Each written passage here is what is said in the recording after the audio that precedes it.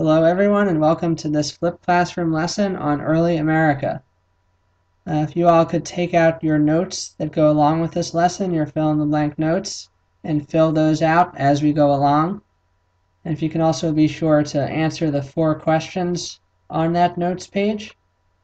And feel free at any time to pause, rewind, rewatch this lesson, whatever helps you learn the material best.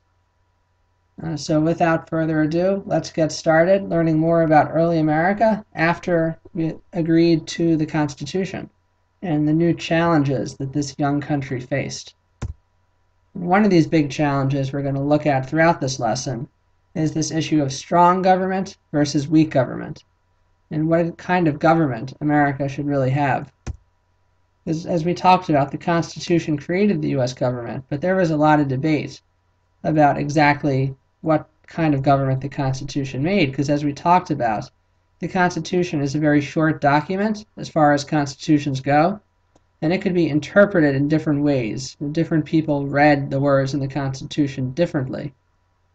And this really was an issue after the Constitution was signed, so you could see exactly what kind of country we wanted to have.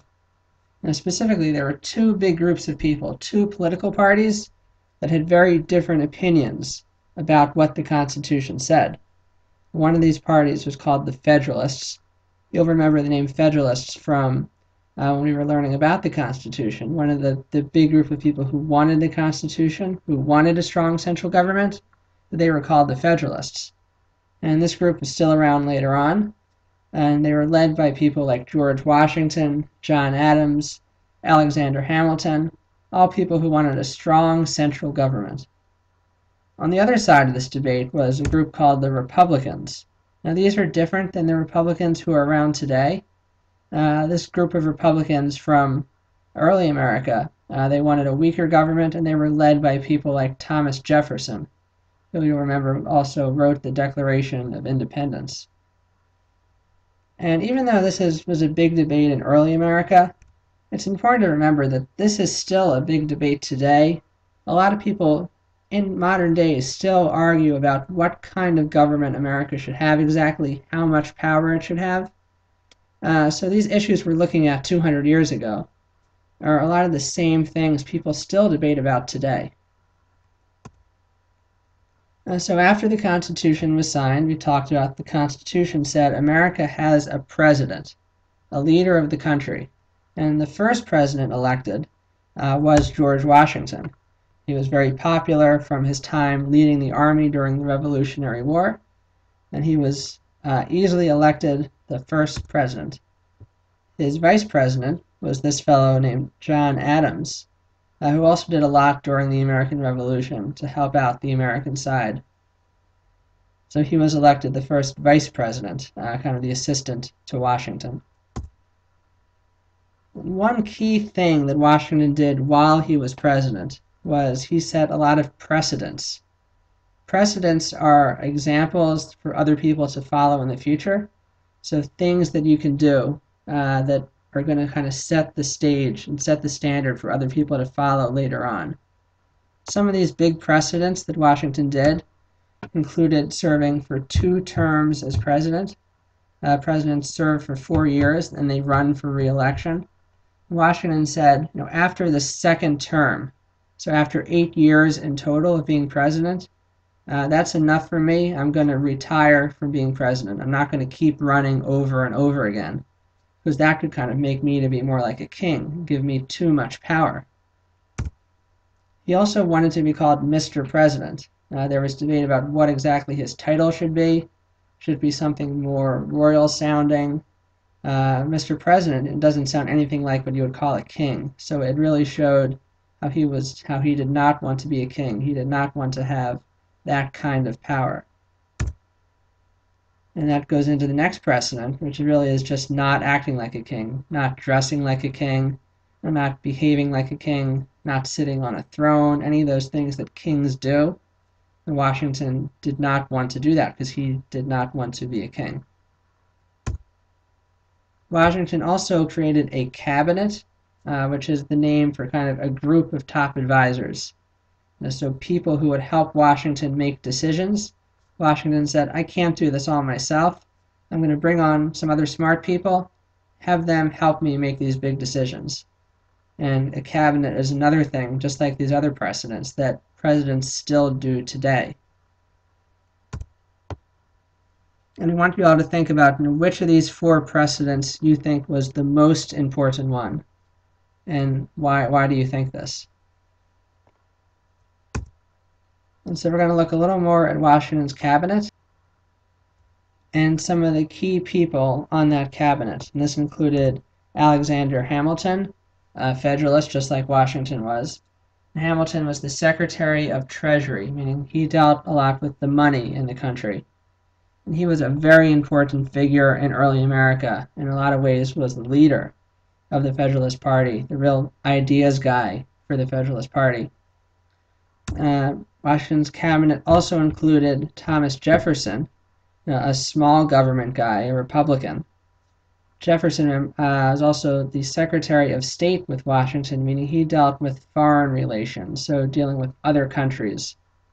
And these were 2 key people in the cabinet with very, very intelligent people, but people with very different viewpoints. And they did not like their viewpoints. They also did not really like each other as people. They were really rivals, which made for a very interesting cabinet. Washington also faced a few big issues while he was president. One of these was a problem with debt. And debt is money that somebody owes to somebody else. And the United States owed a lot of debt because they spent a lot of money fighting the American Revolution. And now the people who lent them that money, who let them borrow that money, it was time to pay them back. And so Washington had to figure out how to erase this huge debt, all of this money owed, and he turned to Alexander Hamilton, his money guy, for some help. And so Hamilton had some decisions to make. How is he going to pay off all of this debt? And Hamilton, being the federal government guy that he was, said that we should have the federal government, we should have the national government handle this debt. And he said, I've got 2 ideas for you, Washington. We could make a tariff. A tariff is a tax on imported goods, which means a tax on things that other countries send to America. So when these things get to America, America puts a tax on them, which makes them more expensive and gives some money to the government. And Hamilton said we could also put a tax on alcohol. We'll call it the whiskey tax. And alcohol was very common back then.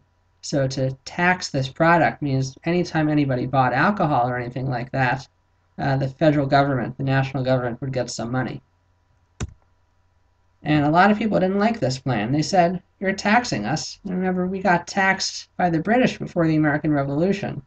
This isn't good. This is too much government power. And Thomas Jefferson was one of the leading critics of this. He said, this is a terrible idea, Hamilton.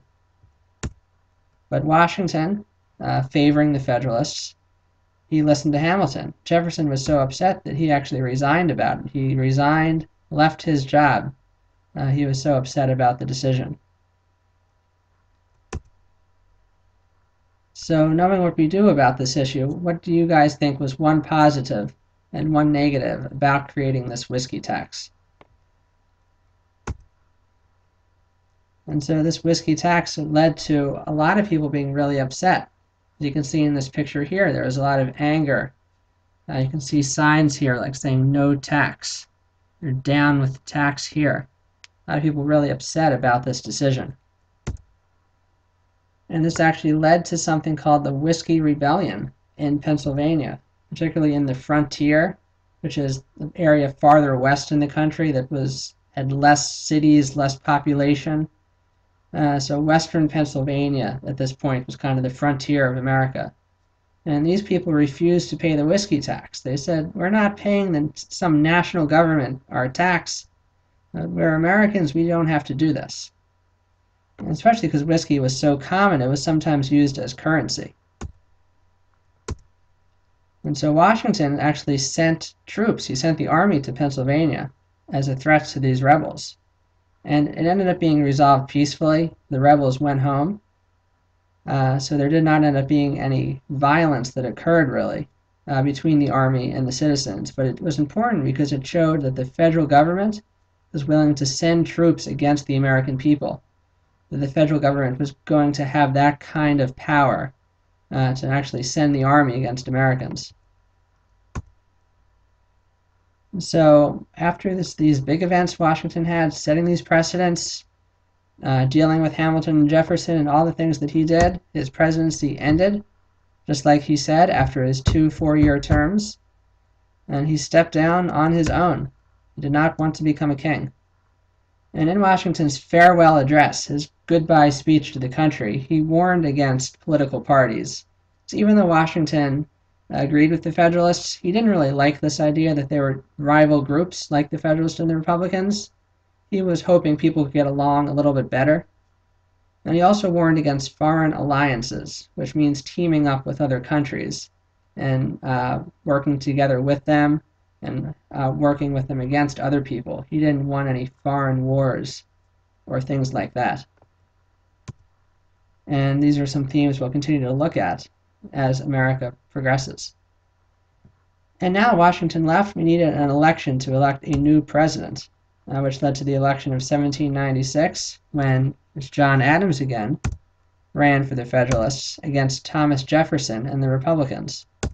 And Adams won this election. Jefferson finished second. And the way the rules were back then, Jefferson became the vice president. Now today it doesn't work this way.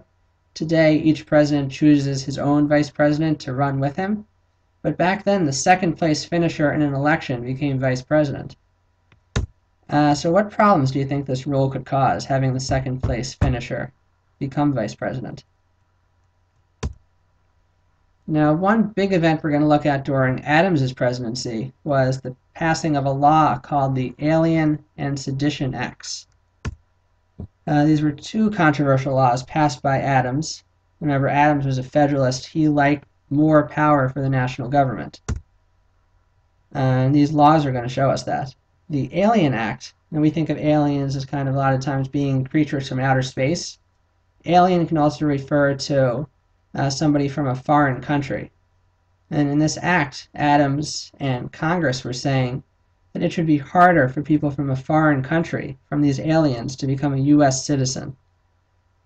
So we're going to make it tougher for these people to become citizens of America. And the Sedition Act. Sedition is a word meaning kind of to help overthrow the government, or to do something to overthrow the government. And Adams didn't want this to happen. He was concerned about sedition, he said, which led to him creating the Sedition Act that limited free speech. He said, you can't write or say anything really bad about the government, or you'll go to jail. Because if you're saying bad things about the government, you might want to overthrow the government. And we can't have that. And this might have been done, in part at least, to silence Thomas Jefferson and the other Republicans who did not like Adams and his Federalist policies. And so a lot of people were very upset against the Sedition Act. They said, you can't make these laws. This is too much federal government power, John Adams. So people like Thomas Jefferson and the other Republicans were very upset about this. And it was a very controversial act that John Adams passed. And so knowing what you do about these issues with government power and what we've been talking about, and why do you think these laws were so controversial? Why do you think that so many Americans were upset about these Alien and Sedition Acts, and especially the Sedition Act? And so we've kind of seen here the first 2 presidents of America, 2 Federalists, George Washington and John Adams. We've seen some of the major policies, some of the major decisions they've made as they're helping to shape this new country. And we've seen that there's a lot of controversy, a lot of rivalry, a lot of anger between different viewpoints, that there is a lot of complex things going on here. And we'll continue to talk about these issues in class, to talk about what we think about these decisions, if we think Washington and Adams were making smart decisions, or if they were making bad decisions, or somewhere in between. Just like people today talk about America's government in the present, and if the decisions they're making regarding government power and other issues are the things that they should be doing. So it's really an issue that goes throughout American history. So thank you everyone for listening, and have a great day.